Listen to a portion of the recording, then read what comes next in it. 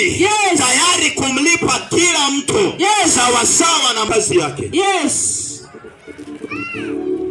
Kwa hiyo nataka nikuulize ama ujiulize pale ulipo. Yes. Kama akija leo utalipwa nini? Yes. Akija leo utaenda wapi? Yes.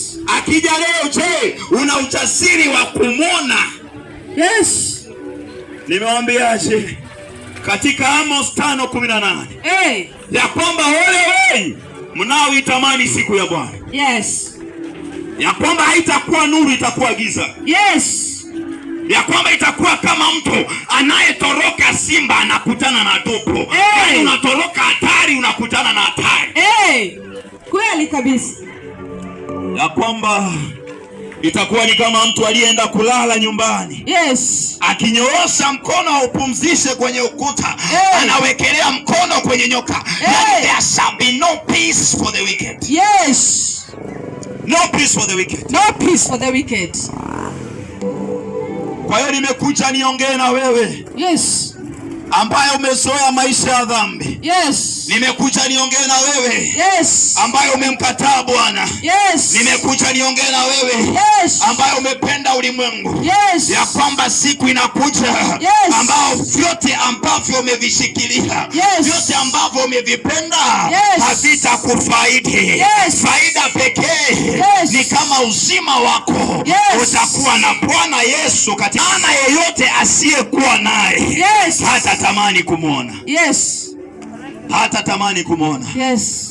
Huyu Yesu tunayemwimba leo. Yes. Huyu Yesu tunayekuambia leo. Yes. Huyu Yesu ambaye tunakushawishi kila wakati. Yes. Tukikwambia tafadhali mpokee. Yes. Nakwambia mpendwa. Yes. Ni vema umpokee wakati bado anapatikana. Yes. Anasema nitafuteni maadamu ninapatikana. Yes. Maana muda unakuja ambapo hautapata nafasi kama ulio nayo leo.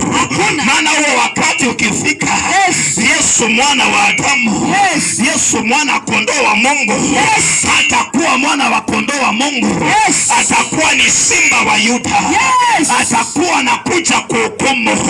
Wale waliomkataa watahukumika, na hatima yao haitakuwa mbingu, itakuwa ni moto wa milele. Yes. Thank you Jesus. Hallelujah. Hallelujah. Lakini sababu ya upendo ulio ndani ya moyo wa Mungu, maana hapendezwi na kifo cha mtu asiye haki, hapendezwi na kifo cha mwenye dhambi. Ametutuma matopeni, akasema nenda muongee na wao, waambie ya kwamba isapokuwa jehanamu ipo, sitamani waingie jehanamu, ninatamani wakaweze kuokolewa, wakaweze kushiriki katika ufalme wa milele. Hallelujah. Kama una jirani pale mwambie alikufa uishi. Alikufa uishi.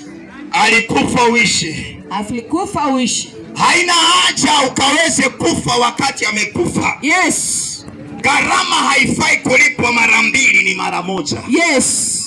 Alilipia mateka yako. Yes. Alilipia utumwa wako. Yes. Alikufa ili kwamba uishi. Yes. Maana hapo mwanzo Shetani alikuchukua mateka, na uliishi kama mtu ambaye ni mtumwa katika kifungo cha mwovu Shetani. Na ulikuwa unastahili hiyo utumwa.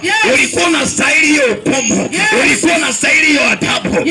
Lakini akaja akaibeba kwa ajili yako. Kwa hiyo inachukiza sana ya kwamba alijipeana kwako, lakini ukamkataa. Yes. A rejected man is an angry man. Yeah. Anyone that has ever been rejected can tell you how it feels to be rejected. Yeah. And anyone that rejects a king, they reject a king at their own peril. Yeah. You can imagine a king in his position. Mfalme katika nafasi yake ya ufalme.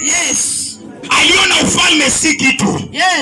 Akasema siwezi kaa hapa kwenye kiti cha enzi wakati watu wanaangamia. Na maandiko yanasema katika Isaya 1:18, akasema njooni tusemezane. Njooni tusemezane. Njooni tusemezane. Yes. What kind of a king wants to reason with sinners? Yes. What kind of a king wants to reason with nobodies? Yes. Because at that time we were nobodies. Yes. We deserved nothing. We deserved no life. We deserved nothing good. But a king saw it better to come and reason with us. Hallelujah. Hallelujah. Yani mfalme amejishusha. Yes. Amekuja level yako. Yes. Alafu bado unamkataa. Siku ya mwisho itakuwa mbaya. Yes. Siku ya mwisho itakuwa mbaya. Itakuwa mbaya. Katika kitabu cha Ufunuo 6:15. Maandiko yanasema kwamba siku hiyo, yes, wafalme wa ulimwengu, yes, watawala na watu huru, yes, watapiga magoti. Watapiga magoti.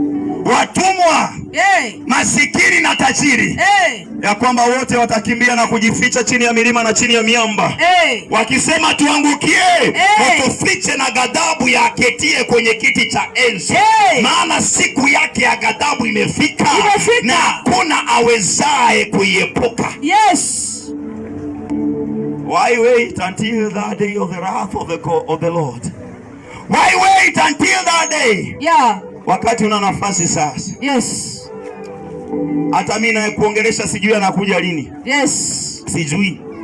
Wakati alipoulizwa katika Mathayo 24:36, alisema kuhusu habari za kuja kwa mwana wa Adamu hakuna ajuaye. Yes. Hata mwana mwenyewe imefichwa hata kwa malaika, ila Baba peke yake. Baba peke yake. Lakini akatupa fununu akasema siku hizo, yes, zitakuwa kama siku za Noa. Yes. Akasema wakati wa Noa, yes, Noa aliwaambia watu wajenge safina. Yes. Lakini walikuwa wanakula, wanakunywa, wanaoa, na kuolewa. Hawakujua wakati mafuriko yaliyopowapata. Akasema pia hizo siku, zitakuwa kama siku za Sodoma na Gomora. And we all know what was happening in Sodom and Gomorrah. Maana wakati ambapo malaika wa Mungu walienda kumwokoa Loti, asije akachomwa na ule mji wa Sodoma, tunaona ya kwamba watu wa mji waliendea Loti, wakamwambia tumeona wageni, tupe tukaweze kuhusiana nao kimapenzi. Loti akachanganyikiwa, akasema ni watu wa kiume, wanaitisha watu wa kiume, muna tatizo gani? Akasema nina mabinti mabikira, hawajamjua mwanaume, wacha niwape mfanye nao mnavyotaka. Lakini wale watu wakasema hatutaki, hautatutawala mahali hapa, wewe ni mgeni, tumeona wageni na hao ndio tunataka. By the look of things you can tell that the days of Sodom and Gomorrah were the days of LGBTQ, where homosexuality was normal, where lesbianism was normal, where a man could marry a man and a woman could marry a woman. And the Bible says that when you see the days looking like that, it will tell you that the end is near. The end is near. Thank you, Jesus.